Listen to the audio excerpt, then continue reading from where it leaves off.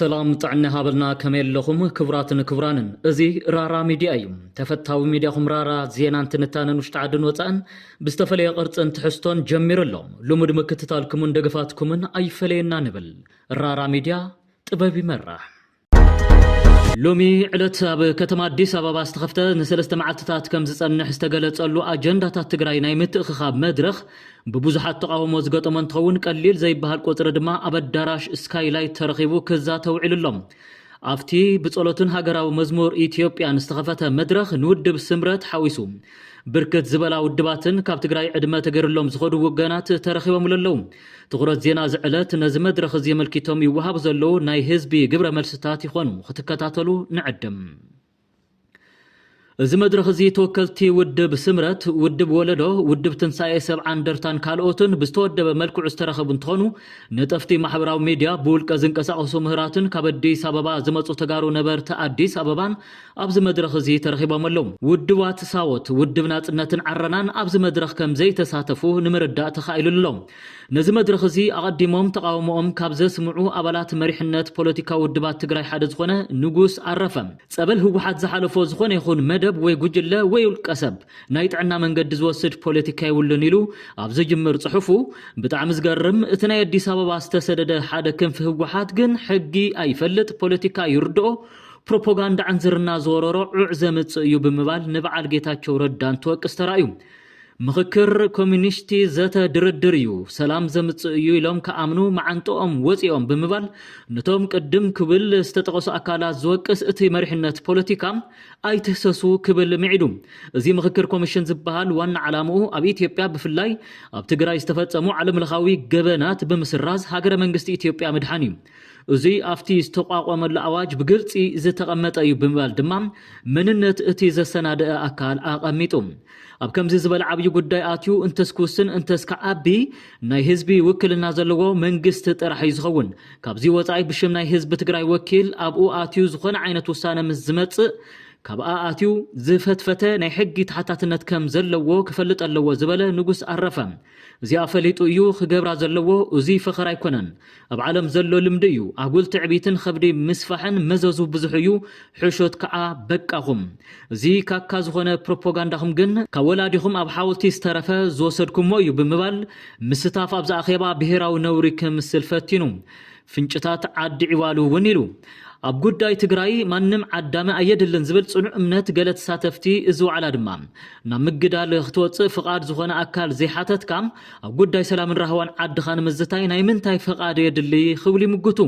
ገሊኦም ውድባት ኣብ ቦምበራትን ብውልቀ እንትሳተፉ ከም ውድብ ድማ ከይተሳተፉ ዝተረፈሉ ኩነታት ንምዕዛብ ክኢልና ኣለና መሪሕነት ውድብ ባይቶና ክብሮም በርሀ ሓደ ካፍቶም ናይ ቅድሚት ወንበር ዝተውሃቦም መሪሕነት ውድባት ፖለቲካ ትግራይ ክኸውን ከሎም ከም ውድብ ግን ከም ዘይተሳተፉ ካልእ መሪሕነት ውድብ ዮሴፍ በርሃም ኣብ ዕላዊ ፌስቡክ ገጹ ካብ ዘቐመጦ ባይቶና ከም ውድብ ኣብዚ ዝካየድ ዘሎ ሃገራዊ ምኽክር የላን ኢሉ ከም ውድብ ነዚ ጉዳይ ምልኪትና ዝሓዝናዮ ኣጀንዳ ይኹን ዝወሰናዮ ውሳነ የለን ዝበለ ዮሴፍ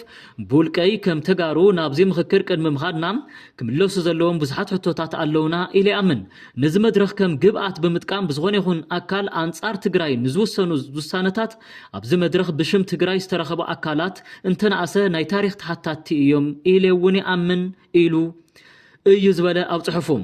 بتجارو زوننا أقول تجراي سرحة حمشتين تكالات ساتلايت ميديا مالتون تلفزيون تجراي دمتويان تجراي TBS TV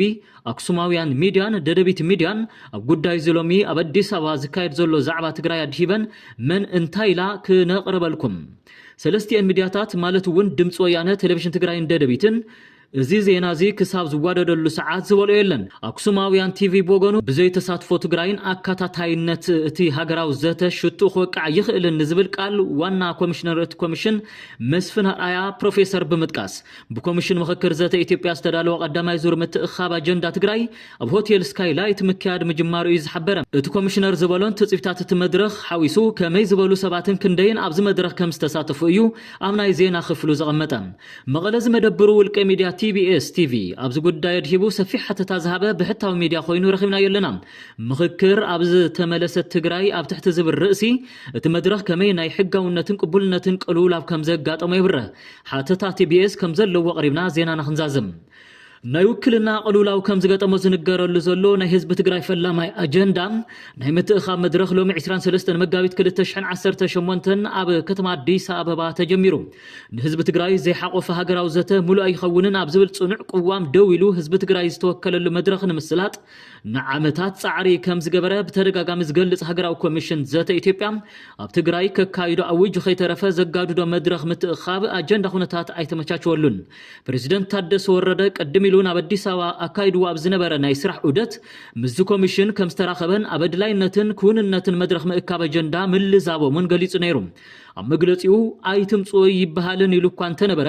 ኮሚሽነራት ናብ መቐለ ተመላሊሶም ምስቲ ግዝያዊ ምምሕዳር ይኹን ምስ ውድብ ህወሓት ሰፊሕ ዘተካይዶም ኩነታት ክመዓራረየሎም ከም ዘይከኣለም በዚ መድረኽ ድማ ኣብ አዲስ አበባ ንምስላጥ ከም ዝተወሰነ ቲቢኤስ ዝረኸቦ ሓበሬታ መላኽት እቲ ኮሚሽን ኣብ መጣየሻ ኣዋጁ ከም ተቐመጠ ምትእኽኻብ አጀንዳ ህዝቢ ግድን ናይ ህዝቢ ውክልና ብዝተዋሃቦም ኣካላት ክኸውን ይግባእ ኣብ ዝተፈላለዩ ክፍልታት እታ ሃገር ዝተኻይዶ አጀንዳ ናይ ምእካብ ሰፋሕትን ዕውታትን መድረኻት እዚ ሓቂ መሰረት ገበረ ከይድ እዩ ዘለዎም እዚ ሎሚ ዕለት ኣብ አዲስ አበባ ተጀሚሩ ዘሎ ፈላማይ ዙር አጀንዳ ናይ ምእካብ መድረኽ ዝኾነ ናይ ህዝቢ ውክልና ዘይብሎም ውልቀ ሰባትን ፖለቲካዊ ውድባትን ዝሳተፍሉ ዘለው ብምዃኑ እቲ መድረኽ ናይ ቅቡልነትን ሕጋውነትን ቅልውላው ኣጋጢምዎ ምህላው ብብዙሕነት ይግለጸሎም ኣብ ሕሉፍ እዋን እቲ ኮሚሽን ብዝለዓለ ትዕግስትን ተጸማማይነትን የካይዶም ኣብ ዝነበረ ዕጹብ መድረኻት ብርክት ዝበሉ ሕቶን ርእቶን ይለዓል ነይሩ ካብቶም ዝለዓሉ ዝነበሩ ስኸፈታታት እቲ ሓደን ቀንድን ትግራይ መሬቱ ብቕርሱ ህዝባ ብፍልሱ ክብራ ብቕንሱ እትገብሮ ምኽክር ሓቀኛ ይኸውንን እቲ አጀንዳ እውን ናይ ዘርከቡ እዩ ዝብል እዩ ህዝቢ ትግራይ ቀዳምነት ዝህቦ ካልእ ዓብዪ ናይ ሞትን ሕየትን አጀንዳ ኣለዎ ኣብ ናይ ህላዊ ሓደጋ ዘሎ ህዝቢ እዩ ዝብል ገዛኢ ነጥቢ ነቲ ምኽክር ብግዝያውነት ዝነጽግ ኩነታት ከም ዝፈጠረ ትዕዝብቲ ብዙሓት እዩ ዝነበረ እቲ ኮሚሽን ጉዳይ ምምላስ ተመዛበልቲ ይኹን ጠቕላላ ምፍጻም ስምምዕ ፕሪቶሪያ ሓዊስካ ህዝቢ ትግራይ በብእዋኑ ዘልዕሎም ሕቶታት ንምምላስ ማንዴት ኣይብለይን እንትብል ይስማዕ እዚ ሓቂ ኣለዎ ምፍጻም ስምምዕ ፕሪቶሪያ ዕማምት ኮሚሽን ኣይኮነን እንተኾነ ህዝቢ ኣብ ቴንዳ እናሃለወ ከመይልካ ምኽር ትብሎም ንዝብል መሪር ሕቶ ድማ ዝኾነ ሰብ ብፍላይ ስቃይ ትግራይ ዘሳቅዮ ሰብኣዊ ፍጡር በቐሊሉ ዝቕበሎ ምላሽ ኣይተረኸበሉን ካልኦት ምስ ኣፈጣጥራ ዕላማ ተልእኾ ዘይሸራውነትን መትከላውነትን ትትካል ተተሓሒዞም ዝለዓሉ ሰኸፈታት ንግዚኡ ንጎኒ ገዲፍካ ብውሕዱ ህዝቢ ትግራይ ዝተወከለሉ መድረኽ ምትእኻብ አጀንዳ ምክያድ ግን መባእታውን እቲ ዝነኣሰ ክሕሎ ዝግባእን ቅዋም ክኸውን ነይርዎም ዝብል ርእቶ ሚዛን ደፊኡ ይለዓለሎም ዞም ሎሚ ኣብዚ መድረኽ እዚ ዝሳተፉ ዘለዉ ተጋሩ ወገናት ዝተወከልሉ ቦታን ዝውከልዎ ህዝብን ዋላ ይሃሉ ትግራይ ሕዚ ዘለቶ ኣዝዩ ዝኸፍአ ኩነታትን ካልእ ዙር ናይ ኩናት ዘንጸላልዎ መድረኽን ብዝግባእ ብምግላጽ ጉድ ትግራይ ሃገርን ዓለምን ሰሚዕዎ ፍታሕ ክረክብ ምግባር ግደ ከም ዝህልዎ ይእመን ሓቀኛ ምእካብ አጀንዳ ህዝቢ ትግራይ ግን ኣብ ዝተመለሰት ትግራይ ጥራሕ ዝረጋገጽ ይመስል ዜና በዚ ፍጻም